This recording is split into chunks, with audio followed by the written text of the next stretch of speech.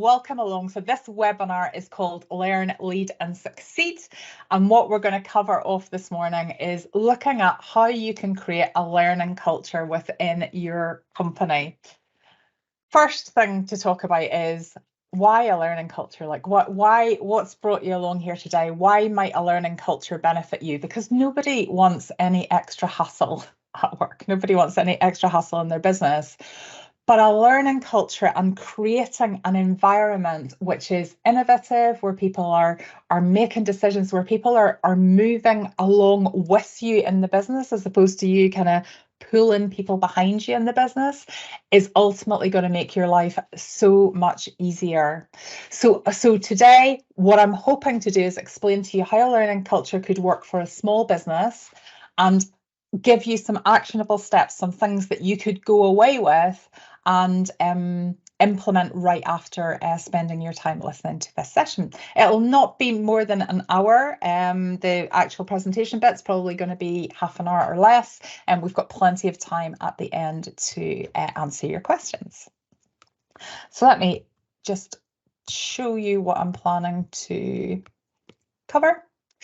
So we're going to talk about what a learning culture actually is, and then I'm going to talk you through the 7 steps of building a learning culture in your company.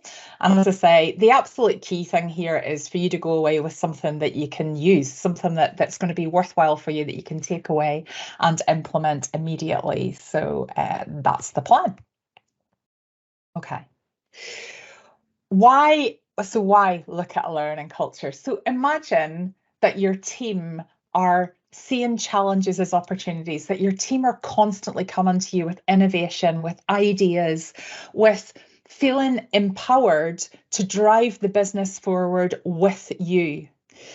There was a report on learning cultures that was undertaken just last year, and it shows that firms with a strong learning culture are 46% more likely to be first to market. And that makes sense, right? Because if you've got everybody with innovative practices and you're encouraging that, then you're much more likely to be market leading. But also have 37% higher productivity. So their teams are more likely to get stuff done fast, which is the dream as a business owner, and 92% more likely to actually innovate. So innovate in the market as opposed to, being a player that sits mid-market.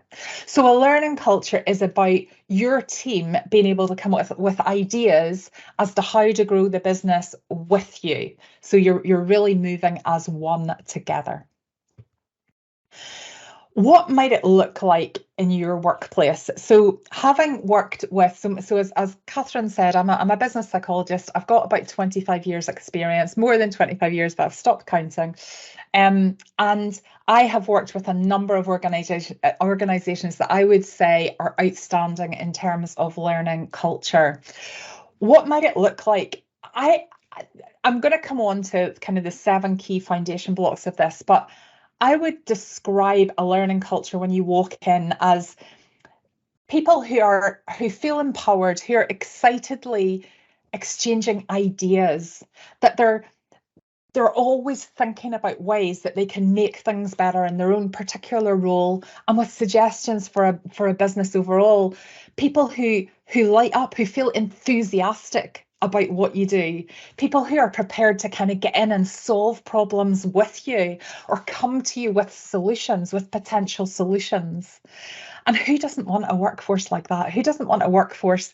One of the things that I get asked quite a lot is, how do you get your team to act like they're self-employed, to act like business owners themselves? And I've worked in a huge amount of kind of huge corporations and smaller companies, and quite often this is a topic for learning and development, and looking at, how do you get people to actually behave in a business in the same way as the business owner would? And a learning culture is the answer to that. A learning culture, creating a culture where everybody is driving the business forward together.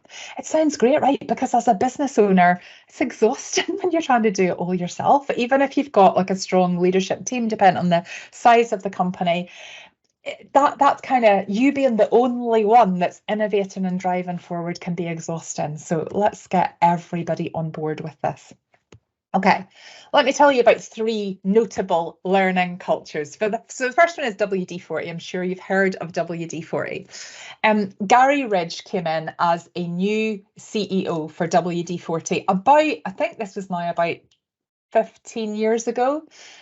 And at that point, the market cap for WD-40 was 200 million, which, hugely successful company, very kind of widely known brand name. However, Gary came in, and the one change that Gary made was to prioritize a learning culture. It was something that was really important to him as a CEO. And with that one change, and of course there were other kind of circumstances in the market as well, but that was the key difference. With that one change, WD-40 moved from a £200 million company to a 2.91 billion company as of today. And so what he did was he came in and he said, ask questions, innovate, take risks, be fearless in the face of failure, celebrate mistakes, grow and learn. And I'll come on to kind of each of those as I talk you through the 7 tenets of this. But it has to come from that kind of push from the top, change of leadership.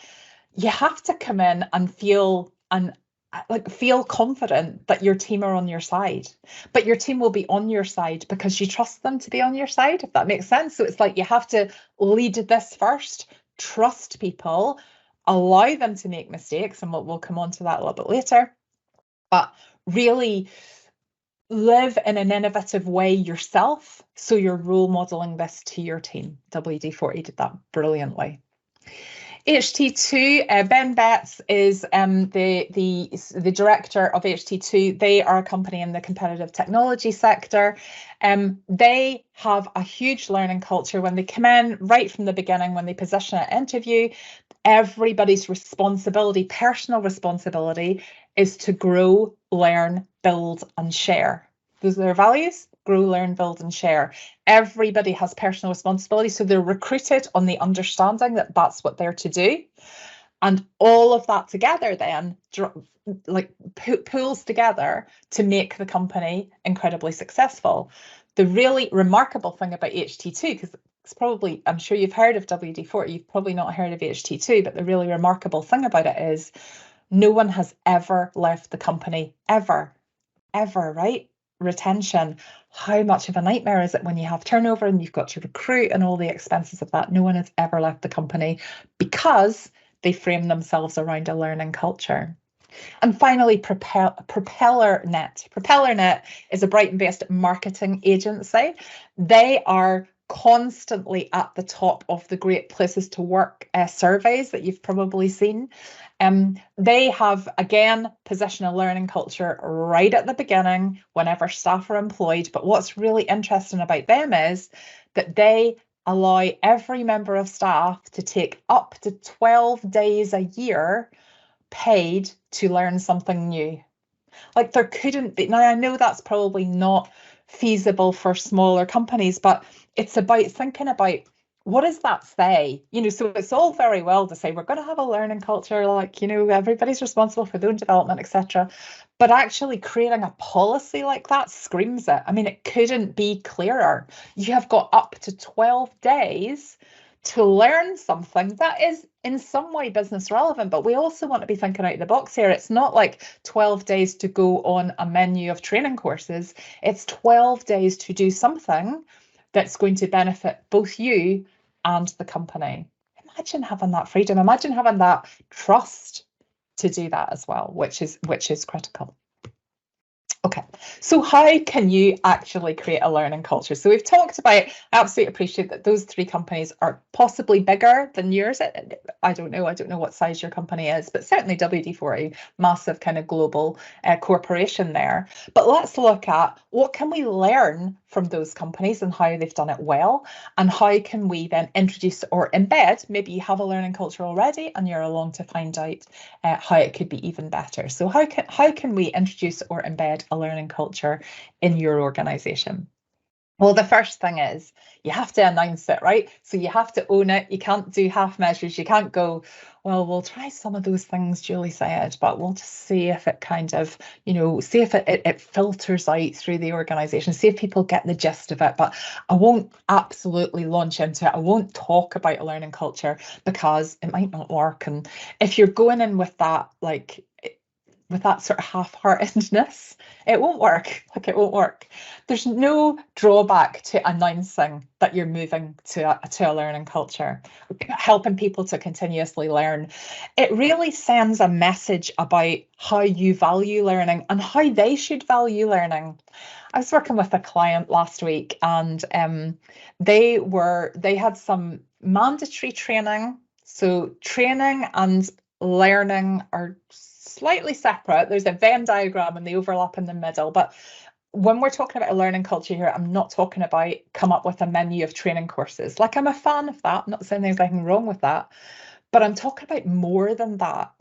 So, so this company I was working with last week, they said to me, we have all these learning opportunities. So it was a training menu. It was an online. They kind of bought in this online system, and it's brilliant training. Like, it was a good investment, but their staff just weren't like taking the opportunity. So there was mandatory stuff that they had to do, and they weren't even really doing that. Some of them were, some of them weren't. It was just like people were very. And then when they said, look, there's these other opportunities, people were like, well, like, why would I do that? Why would I do that? Do you know, I'm busy, everybody's busy. Why would I do that? Announcing that you're moving to a learning culture really helps people to go, wait, okay, so this is something that's important in my organization. This is something that is probably going to be talked about at my appraisal check-in, whatever whatever you call it within your organization, those informal conversations. It's something that we're going to talk about.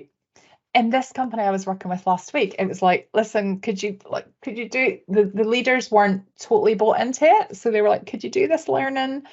But if you don't, there's probably no consequences, and no one's going to congratulate you if you do. So this is around you kind of, and I'll come on to this as the next point, but this is around, like, absolutely announcing that this is something that's important to us in this organization. Add learning as a company value. If you don't have values in your company, no matter what size you are, even if you have one employee, if you don't have values in your company, you should, right? Because values really shape your culture, and they help people to understand what good looks like and what good behavior looks like within your particular vision of the world for them. If you expect a commitment to learning and development, you should commit to it too. You should say, okay, new person who's coming into my team, this is one of our company values. This is what it might look like. So it's helping people then to, when people look at company values, so if I'm applying for a job and I look at the values of a company, that's going to be critically important as to whether I submit that application or not. I've got two young people who are now 19 and 20. I feel they were just born, but one of them's looking for a part-time job because he's a student, and the other one's just got an apprenticeship.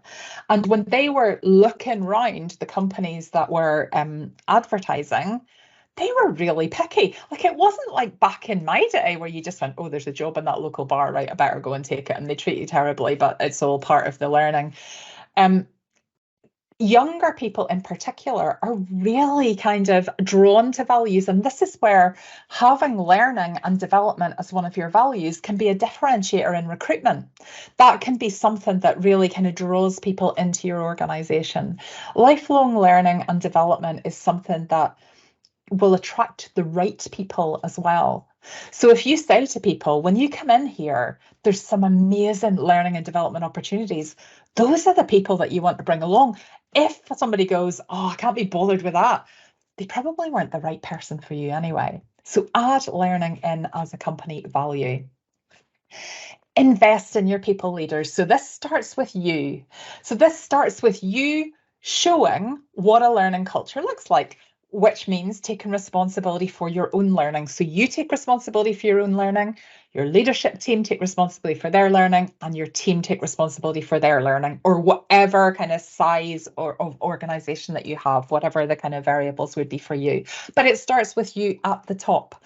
So it could be that you have listened to a podcast and you thought something was very relevant and might be interesting to your team, and you share it. It could be in the form of just informal conversations. You could do a newsletter about what you've learned that week. It could be the beginning of every meeting. People talk about what they have learned. Making sure that you invest in the learning of your people leaders. You've probably heard before, people don't leave companies, they leave managers. And in my experience, managers tend to not do a good job if they haven't had the development that they need, because no one's born a manager, right? You don't have a line of newborn babies in a hospital and you go, that one's going to be a good manager. Like, it's all skills that you learn along the way, and either you learn them formally through some sort of training program, or you learn them informally, which could be in a number of ways, but often it is being lucky enough to have had an inspirational leader yourself. And I know through my career, I have had inspiring leaders and less inspiring leaders. And I go through, before I was worked in the field of learning and development, I went through going, okay, I'm a manager now. I will try and not do those things because I don't really like it when that old manager that I used to have did that. And I will try and mirror those things because I had that really brilliant manager and this is what they used to do. So managers tend to be, and leaders tend to be, just winging it on the basis of the luck and experience that they've had. But if you invest in them, if you encourage them, so if you look at what are the key things that need to change within my business now? What are the key things that would make the big difference? And task your people leaders to go, okay, what can I find out? What can I learn? What can I do to contribute to that, to contribute to changing that part of the culture?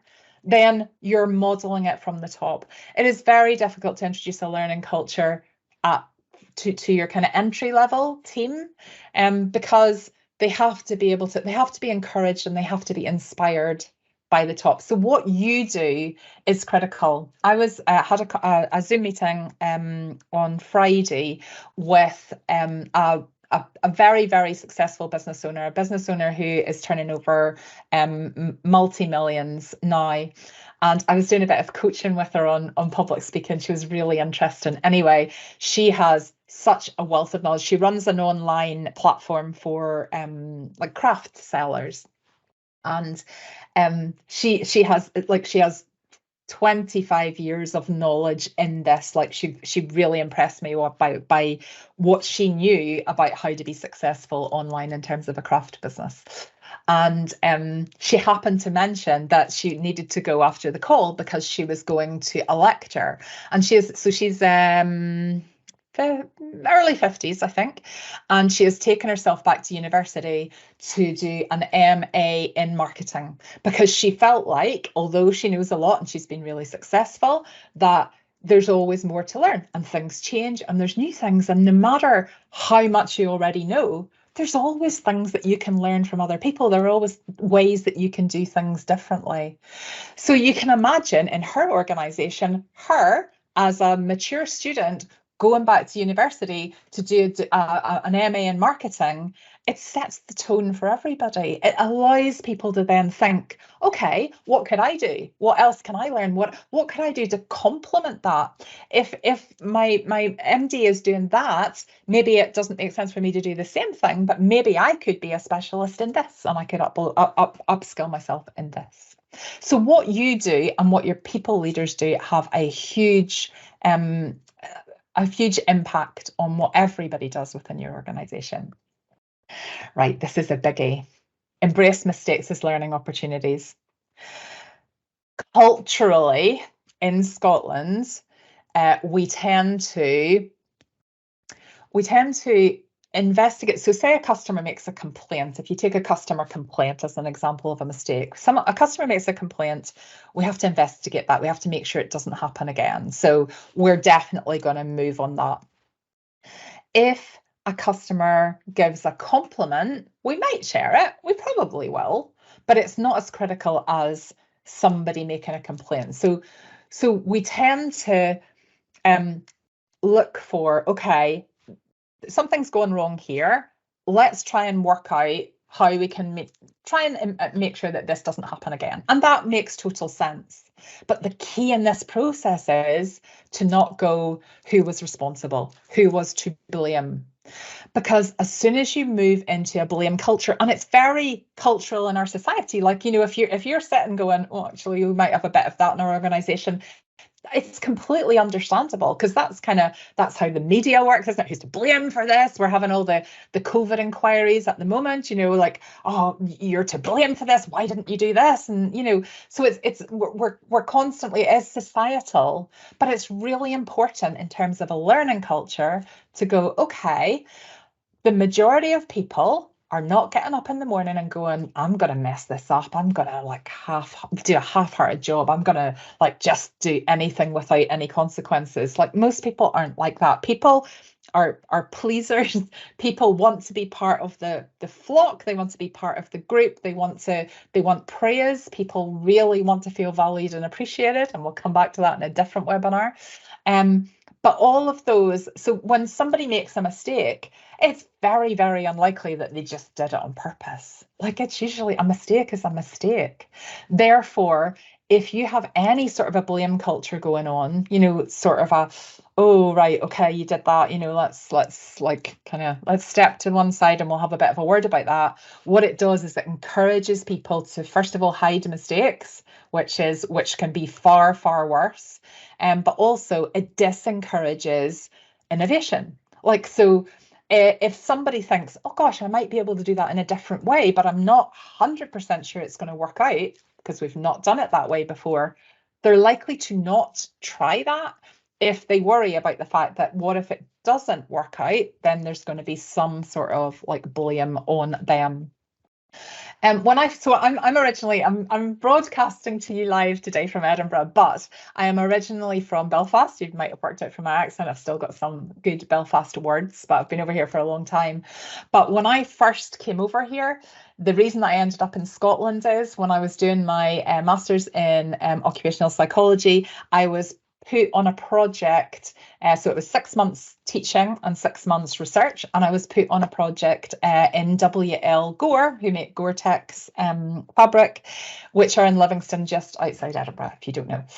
And that was the first time I'd ever been to Scotland in my life. I was 23, 22, something like that. And I worked there for 6 months, and then I have never left Scotland since, which is another story. But what was really interesting about working in W.L. Gore is so at that time, they had the patent on waterproof breathable material. Now, the patent has since expired and other companies can do similar things, but they're still a very, very innovative company. And how they do that is they encourage no blame.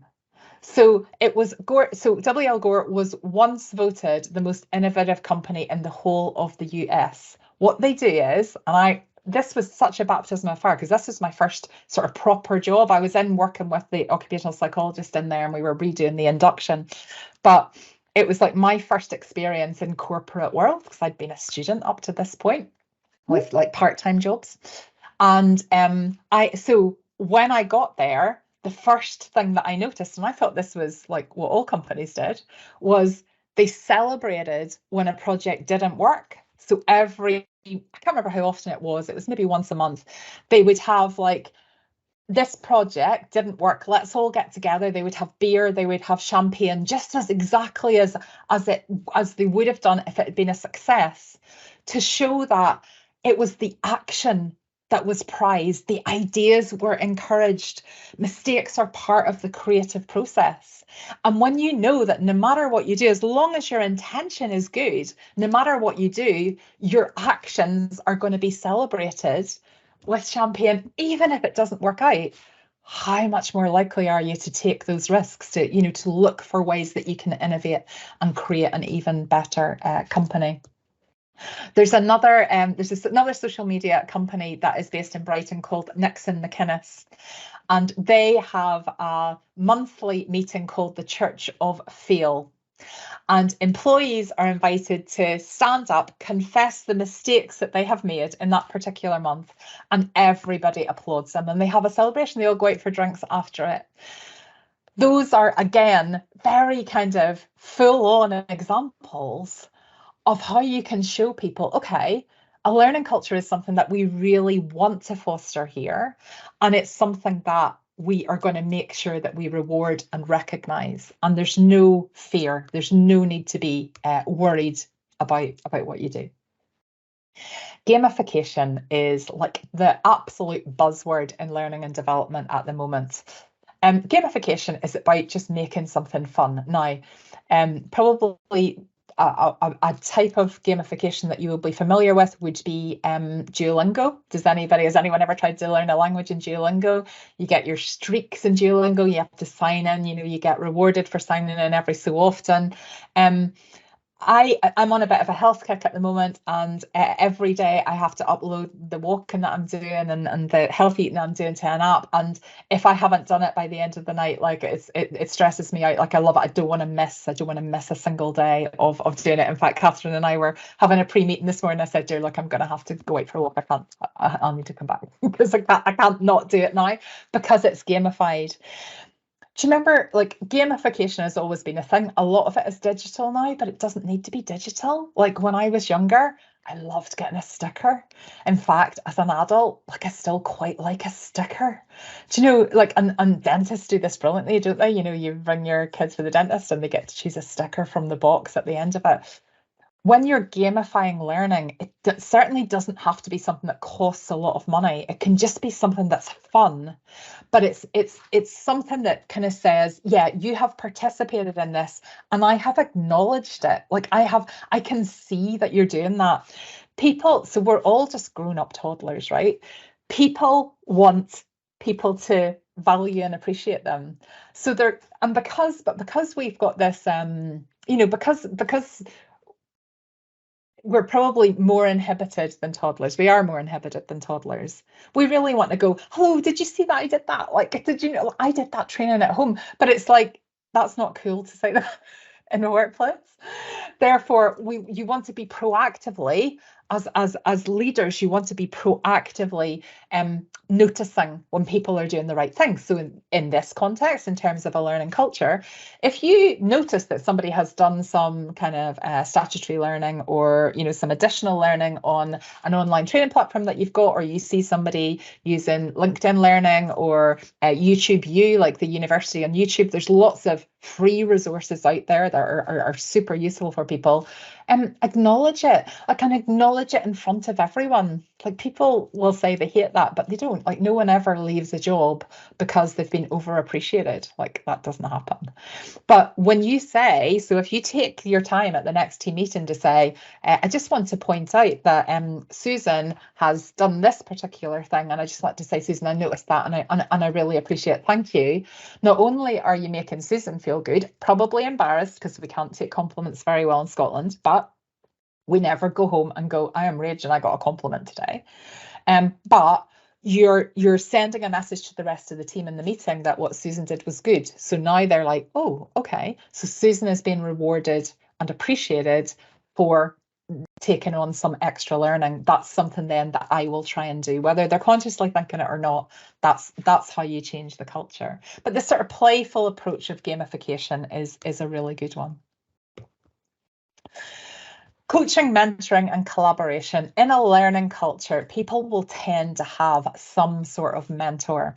This can be so informal, particularly in a small business. You don't need to have like a really formal, structured mentoring system, but you just want people to learn from each other. So you can pair them up on projects. When someone starts, you can allocate them, a buddy who's going to pass on their knowledge. Encourage people to share those ideas, but reward them. So again, one of my sons has started a new job, and the team that he's working with have been told that they need to upskill him.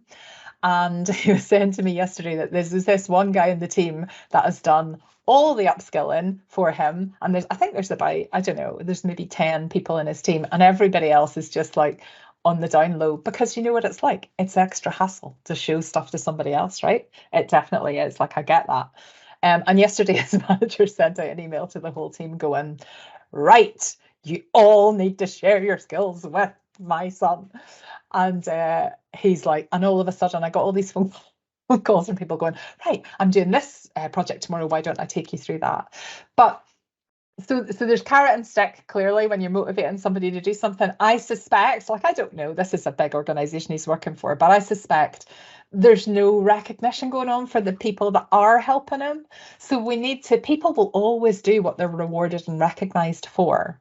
So as leaders, you need to go in and go, right, okay, how can I make sure that that behavior is noticed? How can I make sure that that behavior is something that's repeated throughout my team? And again, in this context, we would be talking about learning. I mentioned earlier, you can maybe lead your team meetings with this. What about having like a 10-minute learning segment at the beginning of your monthly team meeting? So you could go, okay, well, I was reviewing an article about this that's in our industry press, or I was watching a TED talk about something, and here was some key points that I thought are really relevant for us. It not only builds people's knowledge, but it fosters that kind of shared understanding and approach as a team, really helps teams to bond. But you would have to be encouraging that. You'd have to be leading it, and you would have to be encouraging it so that people actually feel excited about doing it. Again, if I think back to the kind of toddler behavior, this is in everybody. Like, when my kids were at nursery and they did show and tell, they would say to me, Mum, it's my time for show and tell, like next Friday. And they would be like, what'll I bring? What am I, and they would spend ages, and then they'd go in, they'd be like, Mum, it's today. I get to stand up and talk about my thing. Like, that is in us all. You want to share. So that kind of learning, when people learn something that interests them, that they're passionate about, they want to share it with the team. But it's just a bit awkward in Scotland. It's just a bit like, is it a bit swatty? A bit like, so what we want to do is we want to create a culture where we go, right, oh my goodness, that's amazing. Thank you so much for sharing that with me. Who wants to take the 10 minutes at the beginning of our meeting next week or next month and make it exciting for people? How you react to it is how they'll feel about it. It's like, back to my client last week, they were like, yeah, we have to put everybody through this mandatory training. And when the leaders were saying that, like, I knew what the team were going to say. Last one, learning-driven performance reviews. Now, you might have a formal performance review appraisal system in your company. You might have nothing at all. You might have something that's, halfway between, like some sort of check-ins that are, that are informal and just happen conversationally. It doesn't really matter how you do this, but however you have those conversations, you need to make sure that learning is part of them. You need to make sure that when you're checking in with people and going, well, how has the last month been for you? One of the questions is, what did you do in terms of learning? What is it that you could share with us? And just asking the question keeps it fresh in people's minds, and they know you're going to ask that question next month, and therefore they are likely to go in and learn something. It doesn't. So to reiterate, learning isn't something about going on a training course. Now, as I said earlier, I'm a fan of training courses. I've delivered training courses for 25 years. So training courses are great, but they're not the only way that people can learn. TED Talks, research and things on the internet, it would be really silly of somebody that works in L&D to think that I am the only way, the resources that I have are the only way that someone can learn something. If you want to learn something, so imagine you decided that you wanted to learn a creative hobby. How would you research that? Like, how would you find it? Like, as I see my kids, certainly, I would probably seek out a class, but my kids go on YouTube. Like, they would just go on YouTube University and just go, oh, here we go, right, I've learned it. Help people to take responsibility for their own learning. Like, Catherine and I were working with a client on a Skills for Growth project. Well, if you haven't been through Skills for Growth, we'll come on to tell you about that just before we finish. But we were working with this client, and Skills for Growth involves speaking to various members of the team.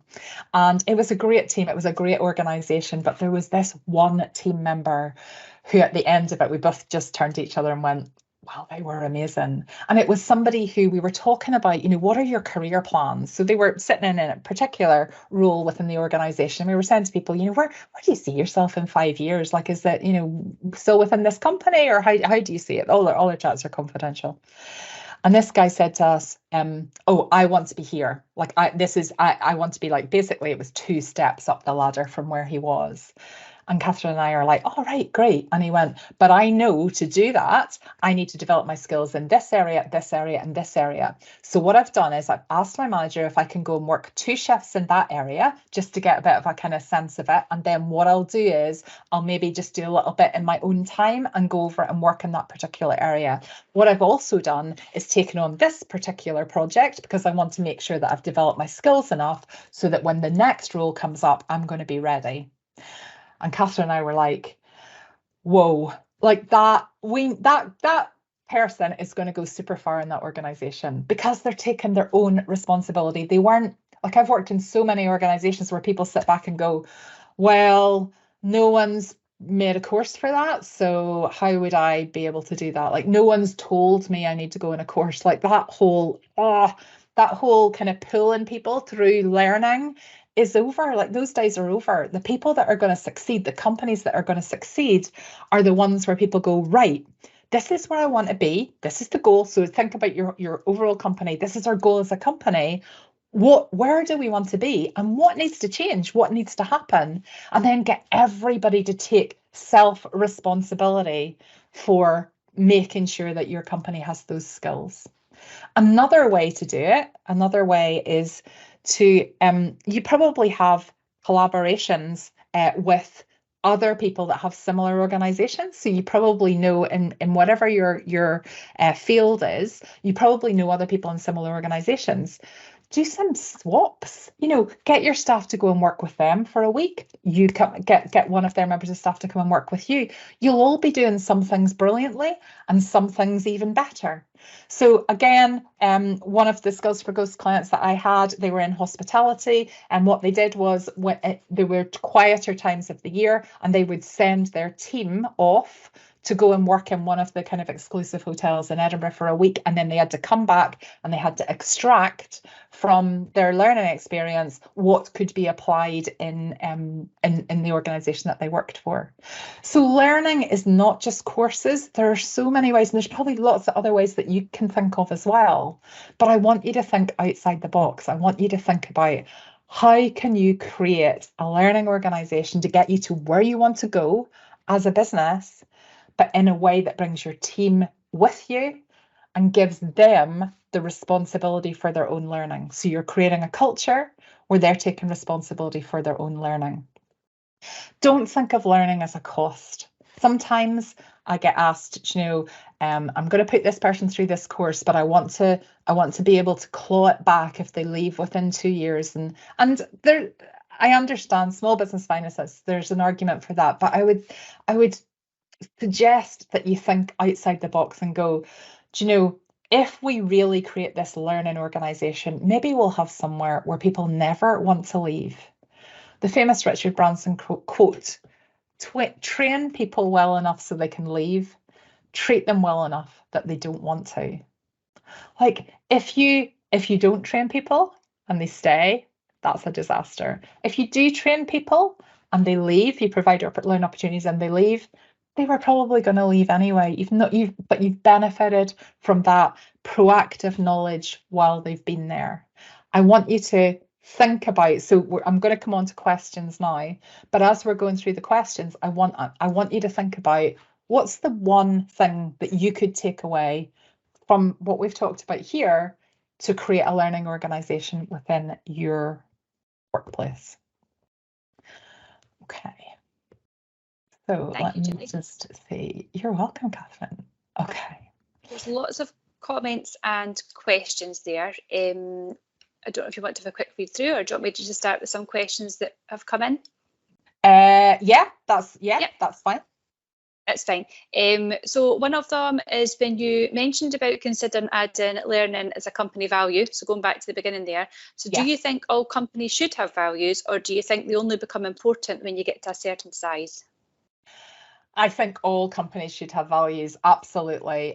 Because and even for a small company, your values are your own personal values. So what's important to you as a business owner, you better make sure that's important to your team or you're not going to love it. Like, if something that's really important to you is sustainability, for example, and it's a big government kind of focus at the moment, but you employ a team that just don't really care about that, that's going to be hard for you. So it's really critical to go, right, to run the business that I want to be, because this, all businesses are dreamt up. There were a thought at one point, and they started off with one person, no matter where you are now.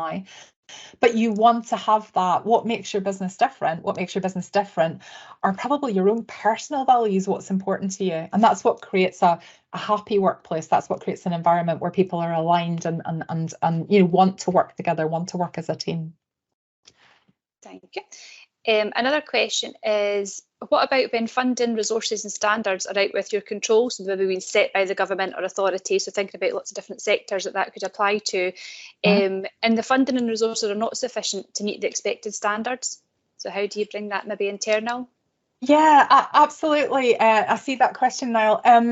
So I would say with the learning organisation we're talking about here, there's definitely, I am incredibly impressed by the amount of funding and resources that are available in Scotland for businesses. Like before I started working with the team in Skills Development Scotland, I had no idea. I'd had small businesses for years. I had no idea what was available. But I absolutely appreciate that you don't always have kind of the right funding for the right things. This is where I would say, again, think outside the box and go, well, how could learning be done in a way that has no cost? YouTube University, there are different ways. Of course, it depends what the learning outcome is going to be. But it's about, I guess it's about not being restricted, so maximising the resources that are available to you. And right at the end, Catherine will tell you about how you can find out about these resources. But it's about then not being limited by that and going, well, how else can I do it? Because as a wily business owner, I want to go, right, this is where we want to get to.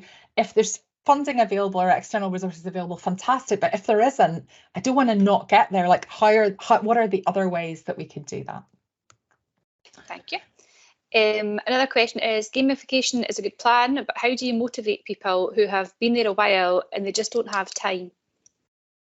Yeah, okay, so I would say, people that don't, so no one ever has any time for anything, right?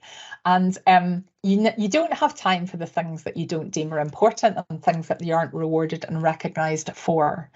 So shifting to a learning culture becomes about going, okay, let's have, so the kind of the easiest way to deal with this is when someone says they don't have time to do something, I would get them to do a time log.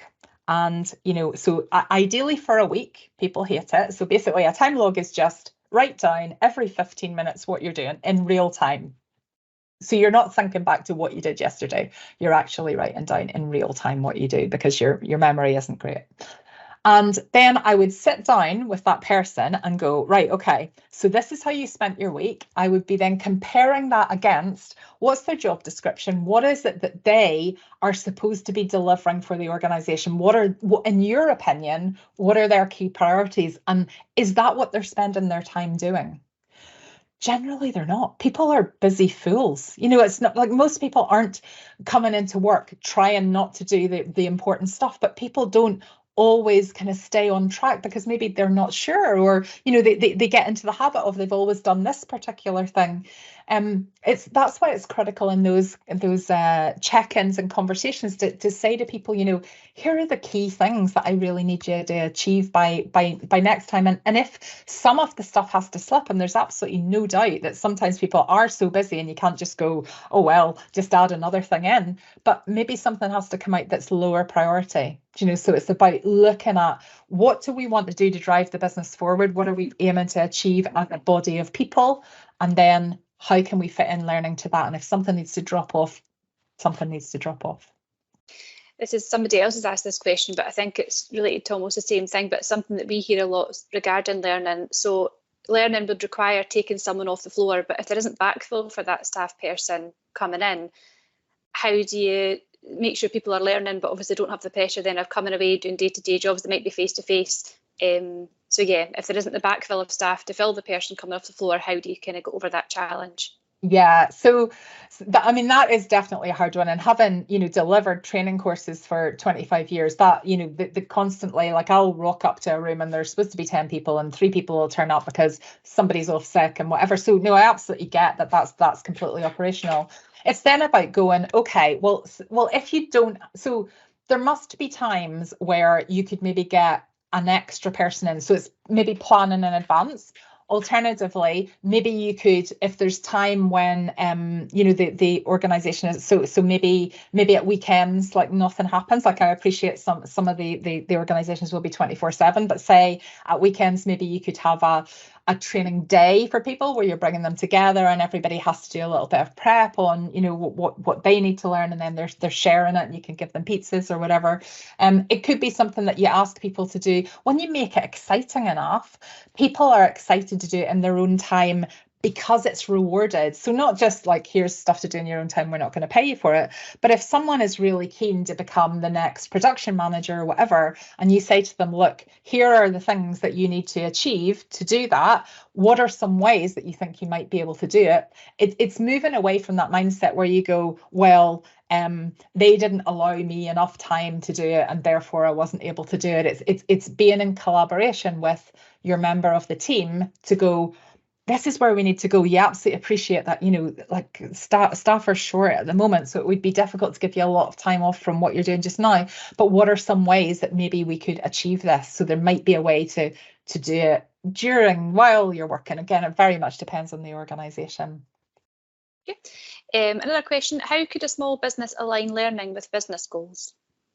Yeah, so I think that's absolutely critical. So you would sit down with your business goals and you would go, right, to be here in 5 years, or whatever time scale that you're going with, however far you're projecting forward, do we have everything in place in terms of skills in the organization right now to deliver that? And the answer is probably not, because even if we're moving forward a couple of years, the environment around you changes. So even if you were at the perfect learning organization at the moment and everybody was really up to speed with what's going on in the industry and the world, it's really clear to see that AI is going to be dramatically different in another year and another 2 years. I mean, we couldn't have, like, I can't live without ChatGPT now, and I didn't even know it existed a year ago.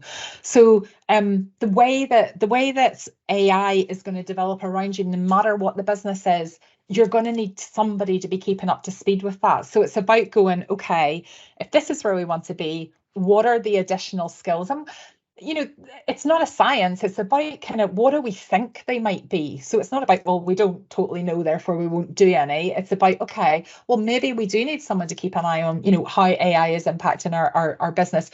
Who is the most techie person? Who's the sort of person that might be interested in keeping up to date with that? And so I would absolutely agree. Every learning goal needs to be aligned to the business goals. Otherwise, there's no point. And I think I've got the last one. Your last point on the presentation, this will be, I think, was about performance reviews, but how formal should these be in a small business? So I don't know how small the business is, but yeah, looking at a smaller business. Yeah, so like, not formal. So again, I've worked in organizations where they've been really like process driven, here's all the forms, and people tend to, when they're very process driven and they have to be sent into HR at the end of every year and you have to do them quarterly and all that, it tends to become like a chore as opposed to what it's there for. I mean, the whole performance review thing, or performance management, is there to allow those conversations for people that maybe, so you'll have, if you've got a big team, you'll have some assertive people and you'll have some less assertive people. What I can find is, in some organizations, the assertive people get on really well because they are the ones that are going, right, I think I want to speak to you about my salary increase, I want to speak to you about this opportunity, da da da. But there are people that maybe don't have the confidence to do that, and we want to make sure that they feel comfortable and they have the opportunity to express their innovation and their opinions as well. So I would say, at the very least, I would do a twice yearly check-in, like official. Obviously, you're having conversations all the time, but a twice yearly, like a sort of a spring and an autumn check-in, where it's maybe just a few questions to go, How are you getting on? Is there anything else that I can do to be a better manager for you?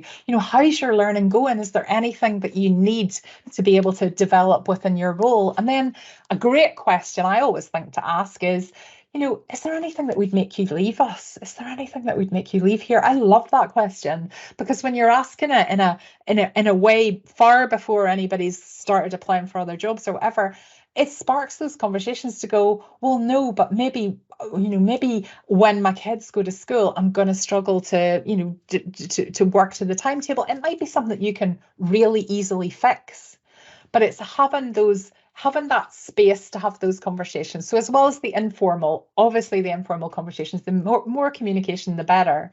But just having that, we're going to set aside half an hour, twice a year, just to check in and for you to tell me how I'm getting on, as much as, so it's not like I'm going to rate you. It's like how are you doing? Like what? And it's just, it comes from a kind of a caring point of view. But adding learning into that will really help the learning culture as well. Thank you. I think that's what I've got time for questions. Sorry. Fabulous. Okay, so. Yep, so there's lots of helpful resources here as well. We're going to send the slide deck out, but you'll see there's the Employer Hub, so employers.sts.co.uk. There's lots of information on there and tools that you can use in your business. Apprenticeship.scot, Fair Work, Employer Support Tool, Find Business Support, and My World of Work are all good resources there that you can find lots of information on, support as well, funding and things. We've got there a bit about Skills for Growth. So if you haven't been through Skills for Growth before, it's a fully funded skills diagnostic service where we can work with you to understand your skills needs within your business. We can assess your skills gaps by speaking to your staff and creating a bespoke, detailed people skill action plan. Then we'd work with you on how to address those gaps, and also to make sure we guide you to the right support that is out there, because there is support locally and nationally that we can support with as well. There is just some things there it tells you. Yep, there we go. You can meet the team. There's 7 of us that cover Scotland, so you'll be able to look at your area there, and the contact details are there for each employer engagement executive within Skills Development Scotland, who can support you further. So we'll leave that slide up and give you time to write down your contact if you don't already know who your contact is. Can I just reiterate from Catherine, Skills for Growth is just such an amazing resource for small businesses. It's just absolutely incredible. This team are amazing at what they do. So if you're looking at that and going, oh, I don't know who my person is that's responsible for your area, take down their details and get in contact with them, because they're such a great team and there's so much support for you out there as small business owners. But I absolutely appreciate that in the business, it's really hard to kind of navigate what that support is, and that's what Catherine and our team do. They really help you to navigate through all the support that's out there for small Scottish businesses. So yeah, make use of them. The very last thing that I want to say to you is I really appreciate you taking an hour out of your day to attend this webinar, and for anybody watching on replay as well, we really appreciate your time. What I would say to you is, take one thing away from it. So think about, what is the one action that you can take away from what we've been talking about today and apply in your business? Because to make the use of that hour that you've taken out of your day when you're busy, I want it to be worthwhile for you. So take one thing away and actually go away and action it. Thank you so much. We really appreciate you taking the time to spend with us today. And as Catherine said, there are a series of these webinars coming up, so please feel free to join us for future ones. The next one that is scheduled is next Tuesday, and it's called Supervisor Success Formula, Motivating Teams with Reward and Recognition. It'll go into a little bit deeper some of the topics that I have touched on today, but there are a whole load more webinars as well coming up over the next few months, and we will send those out to you in your pack for attending this. So once again, thank you, Catherine. Thanks everybody. Thank you for your time.